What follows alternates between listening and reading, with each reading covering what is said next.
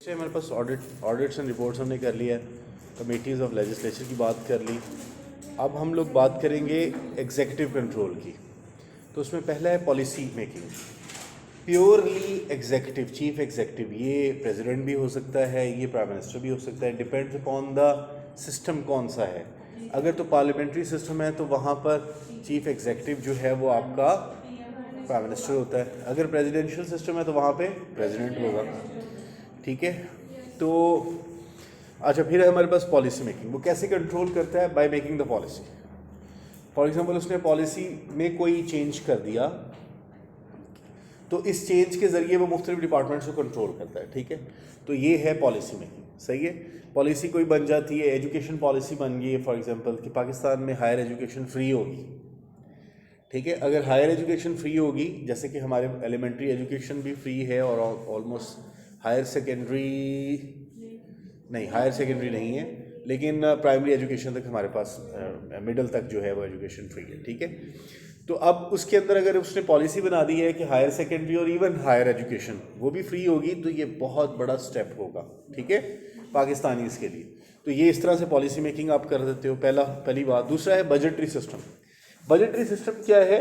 Executive external controls के अंदर कि आप बजट के कंट्रोल के ज़रिए, बजट की एलोकेशन के ज़रिए मुख्तलिफ चीज़ों पे कंट्रोल लाते हो। सही है, आप उन डिपार्टमेंट्स को बजट देते हो जो डिपार्टमेंट्स जो हैं काम करते हैं, और उनको बजट नहीं देते जो डिपार्टमेंट्स काम नहीं करते। बात समझ रहे? तो ये एक क्या है? External control. क्या आपने चीफ एग्जीक्यूटिव ने ये कंट्रोल लेके आया है कि वो डिपार्टमेंट जो काम करेंगे उनको पैसा मिलेगा, जो नहीं करेंगे उनको पैसा नहीं मिलेगा।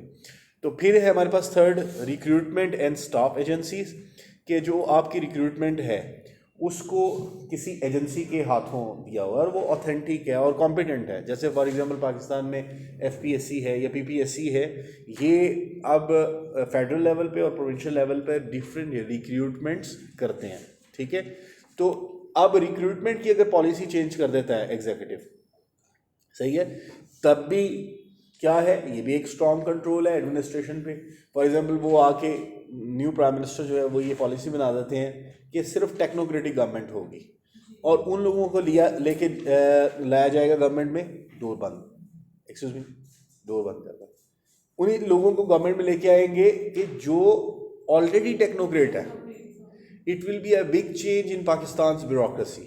हम लोग जनरल स्टाफ को लेने के बाद उनको टेक्नोक्रेट बनाते हैं और अरसा लगा देते हैं, पैसे खर्च कर करके हम उनको ज़बरदस्ती के टेक्नोक्रेट बनाते हैं। जबकि अगर पाकिस्तान में ये निज़ाम ले आया जाए कि यहाँ की जो ब्यूरोक्रेसी है वो ऑलरेडी ट्रेंड होगी, वो ऑलरेडी ऑडिट्स एंड अकाउंट्स है या फॉरेन सर्विस है, वो लोग उसके अंदर ऑलरेडी एक्सपर्ट होंगे। ठीक है, उनकी रेलेवेंट क्वालिफिकेशन उसको मैच करेगी। ठीक है, फिर है उसके बाद हमारे पास एग्जीक्यूटिव ऑर्डर्स। फॉर एग्जांपल कोई प्राइम मिनिस्टर ऑर्डर इशू करते हैं, उसके ज़रिए भी फॉर एग्जांपल किसी डिपार्टमेंट में कुछ लोग डिसमिस कर देते हैं, वो एग्जीक्यूटिव ऑर्डर है। यानी कि आप कहते हैं कि जी फलाने बंदे की पोस्ट खत्म हो गई बाय द एग्जीक्यूटिव ऑर्डर। वो कौन सा है ऑर्डर? वो प्राइम मिनिस्टर ने देना है या प्रेसिडेंट ने इशू करना है, तो वो क्या होता है?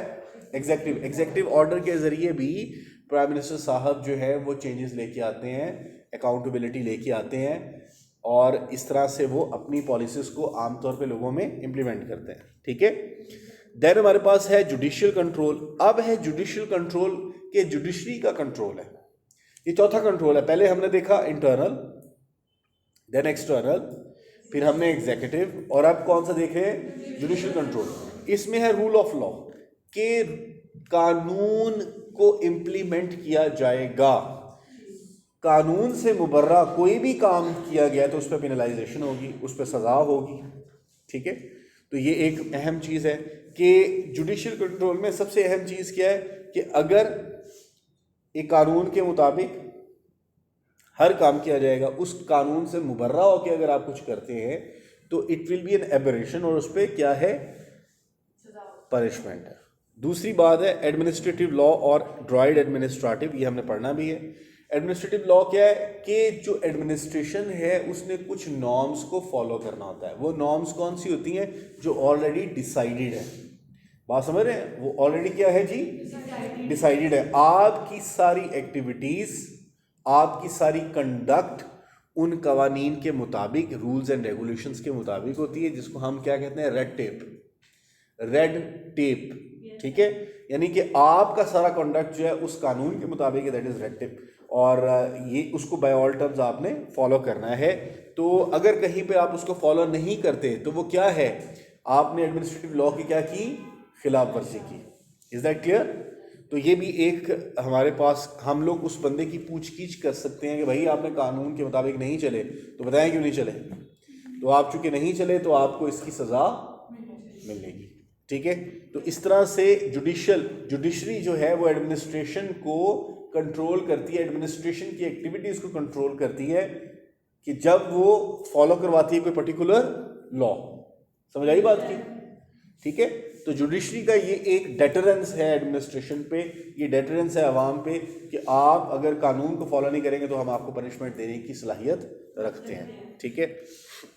अब इस जुडिशल कंट्रोल में 5 तरीक़ेकार हैं जिनके ज़रिए जुडिशल कंट्रोल लाया जाता है। इनको अभी अपने अल्फाज में ढाल लीजिएगा, वैसे तो वीडियो रिकॉर्डिंग भी हो रही है तो उसमें भी आपको मिल जाएगा, लेकिन अभी भी समझ लें क्योंकि बुक में बहुत कंफ्यूजिंग है, बेशतर स्टूडेंट्स को ये समझ बिल्कुल नहीं आता, ठीक है। ये लॉ की पर्टिकुलर टर्म्स हैं, या तो आपकी लॉ की एक्सपर्टीज़ होनी चाहिए या आपने बहुत अच्छी किताब से पढ़ा होना चाहिए, ठीक है।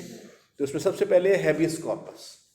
हैबियस कॉर्पस क्या है कि लॉ किस तरह से जुडिशरी अपने अकाउंटेबिलिटी की अमल को इम्प्लीमेंट कर सकती है। कि फॉर एग्जांपल किसी एजेंसी ने किसी बंदे को भेजा रखा हुआ है अपनी इन्वेस्टिगेशन के लिए, उसको रोक रखा हुआ है कहीं पर, तो जो आपकी अदालत है वो कहेगी कि उस पर्टिकुलर बंदे को प्रोड्यूस करें, ठीक है। वो जो हुक्मनामा देगी, जो कोर्ट है आपका जो हुक्मनामा देगा, वो क्या कहलाता है कि इस बंदे को प्रोड्यूस किया जाए, that is called habeas corpus. Clear होगी? अदालत ने किसी पुलिस वाले को कहा, एसएचओ को, कि फलाने बंदे को तुमने उठाया हुआ है, उसको प्रोड्यूस करो। उसके लिए जो लॉ है, उसके लिए जो रिट इशू की जाती है against the police bye the court, उसे कहते हैं हैबियस कॉर्पस। कि इस बंदे को बेजा तुमने रखा हुआ था, उसको आमतौर पे उर्दू में भी बोलते हैं हस्बे बेजा, ठीक है। आपने कहीं शायद टर्म सुनी हो लेकिन आपको समझ ना हो उसकी, तो ये आज सुन लें कि किसी इंटेलिजेंस एजेंसी से रखा हुआ है। जिस तरह आमतौर पर बलूचिस्तान में कोई गायब हो गया तो लोग वो सहाबी शोर में चाहते हैं कि जी फलाना फलाना बंदा गायब हो गया, तो वो फिर अदालतें एजेंसीज को बुला के कहती हैं कि विद इन 10 डेज 15 डेज इस बंदे को प्रोड्यूस किया जाए।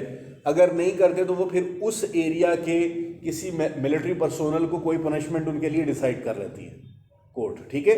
तो इस तरह से कोर्ट लोगों के, इट्स अ ह्यूमन राइट कि यार एक बंदे को आप एक ख़ास टाइम से ज़्यादा अपने पास नहीं रख सकते, उसको पनिश नहीं कर सकते।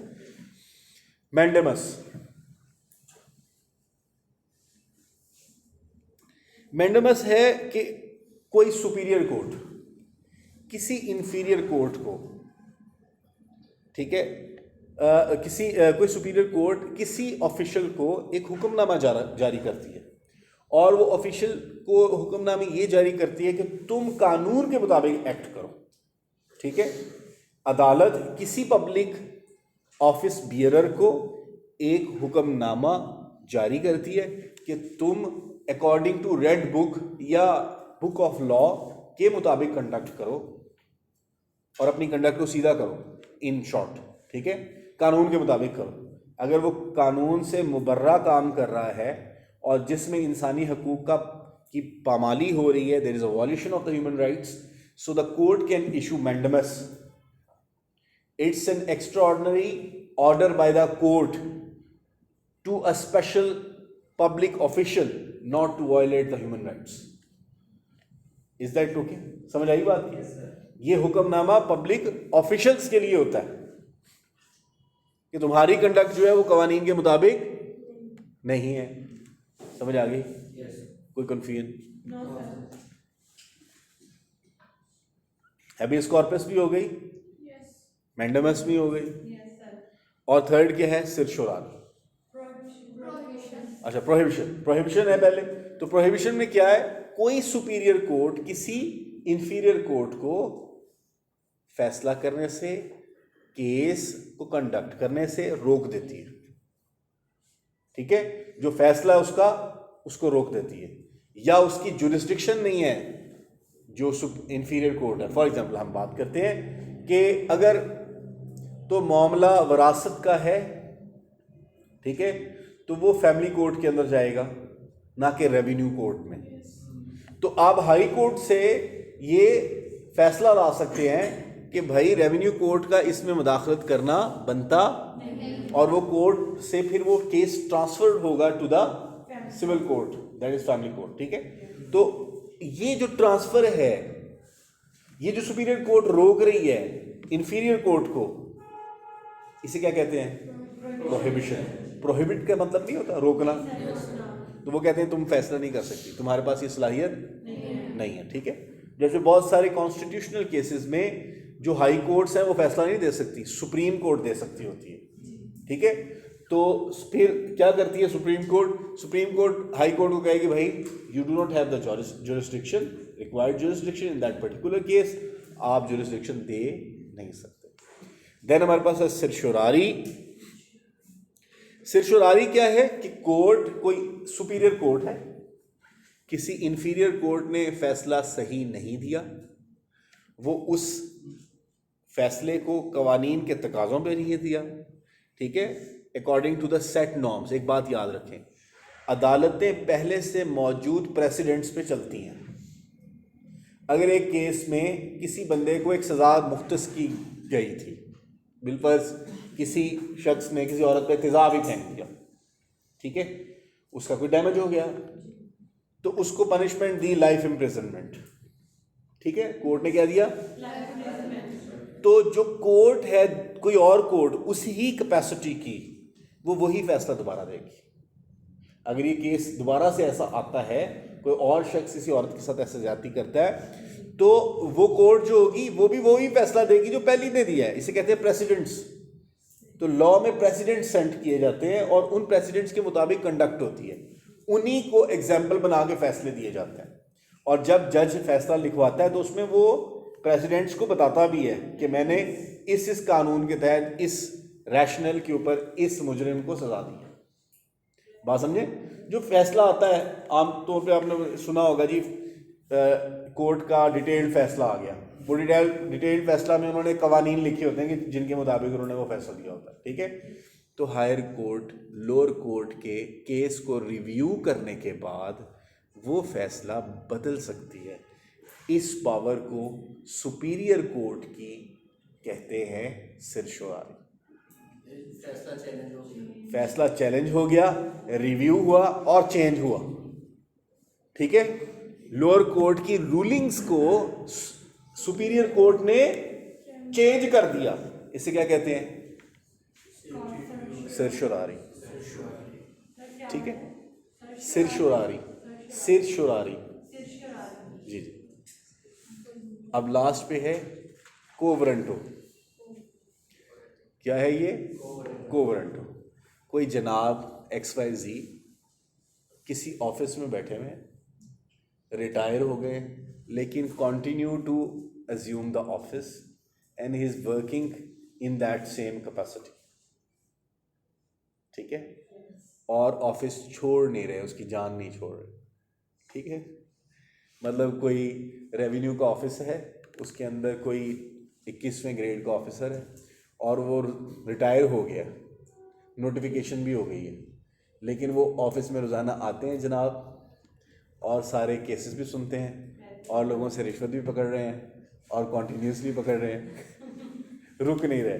ठीक है, तो अब वो ऑफिस नहीं छोड़ रहा, हालांकि he is officially being declared retired. नया आने वाला अदालत में केस करेगा, जनाब XYZ साहब ये ऑफिस छोड़ नहीं रहे।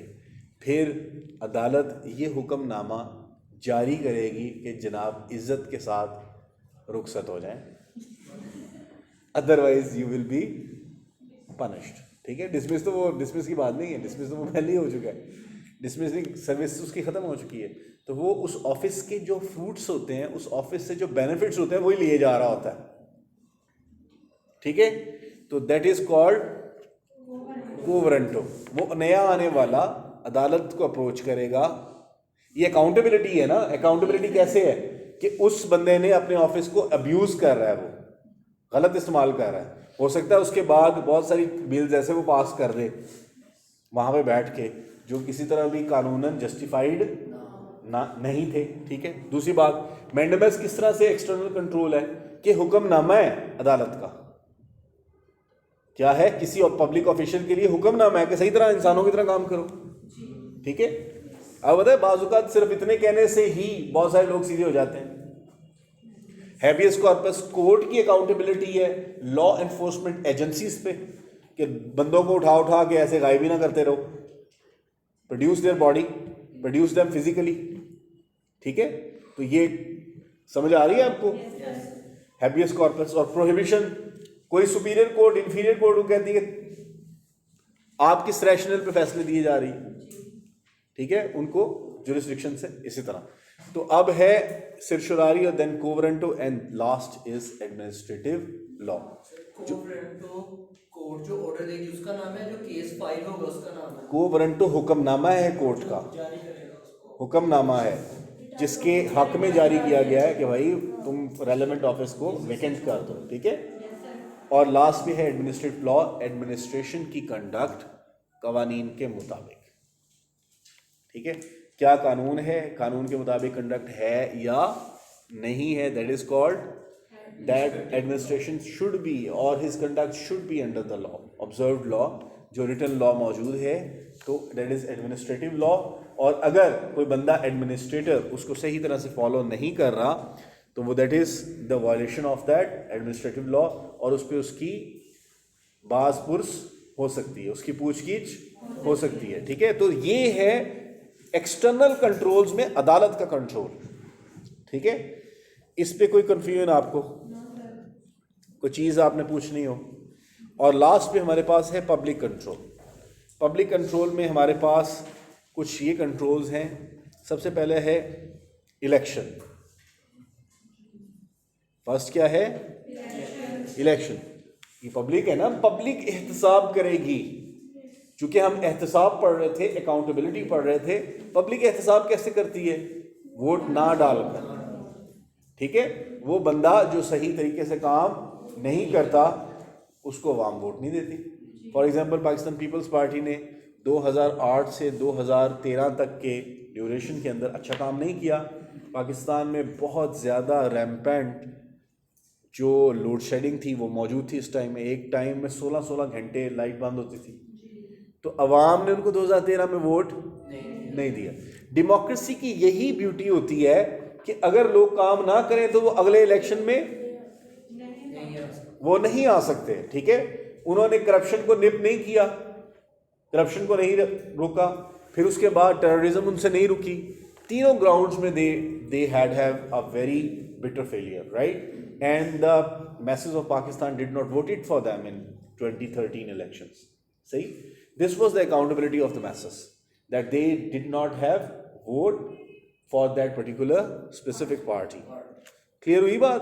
तो ये क्या है, इलेक्शन। इलेक्शन भी एक मीडियम है अकाउंटेबिलिटी का। इसलिए हम कहते हैं कि आप डेमोक्रेसी को चलने दें।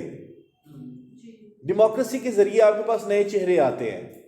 आप काम करोगे तो आप अगली बार आओगे, नहीं करोगे तो अगली बार नहीं आओगे। बात समझे? अब एक ऑफ द रिकॉर्ड हमारे पास सबसे पहला election, we have talked about election. Then second is recall. Recall क्या होती है? आमतौर पे एक फेमस पब्लिक ओपिनियन की बेसिस पे आप किसी भी गवर्नमेंट के साथ, किसी अदारे के साथ, किसी एक्सटर्नल इंस्टीट्यूशन के साथ अपने ताल्लुकात को लिमिटाइज कर लेते हैं। ठीक है, जैसे पब्लिक ओपिनियन आ जाए कि इंडिया के साथ ताल्लुकात ख़त्म कर दें। ठीक है, तो फिर हम क्या करेंगे? हम अपने जो सफारत खाने हैं वहाँ पे वो बंद कर देंगे, सफारतकार जो हैं, एम्बेसडर्स जो हैं, उनको बुला लेंगे। दैट इज़ रिकॉल, कि आप अपने रिलेशंस को मुजमिद कर देते हो। तो भाई गवर्नमेंट की कंडक्ट में गवर्नमेंट की एक्टिविटीज में पब्लिक बहुत अहम रोल रखती है। This is public accountability. ये पब्लिक लोगों को ठहरा रही है, क्या ठहरा रही है? मुर्द इल्जाम ठहरा रही है। पब्लिक गवर्नमेंट की पॉलिसीज को चेंज कर रही है। जैसे फॉर एग्जांपल इंग्लैंड की बेशतर पॉलिसीज वहां की पब्लिक कंट्रोल करती है, ठीक है। अब वो फॉर एग्जांपल यूरोप के अंदर बेशतर कंट्रीज में गे मैरिज है, वो गे मैरिज कैसे आ गया? बिकॉज वहां की पब्लिक की सपोर्ट है उसके अगेंस्ट, ठीक है। तो इस तरह से चूंकि लोग वहां पे, लोगों की बालादस्ती है, लोग जो कवानीन चाहते हैं वो बनते हैं, इसलिए वहां पे वही कवानीन है। तो रिकॉल भी इसी तरह पब्लिक की बेसिस पे आपका रिलेशन है विद अदर कंट्रीज। अब है प्रेशर ग्रुप्स और लाइजियन ऑफिसर।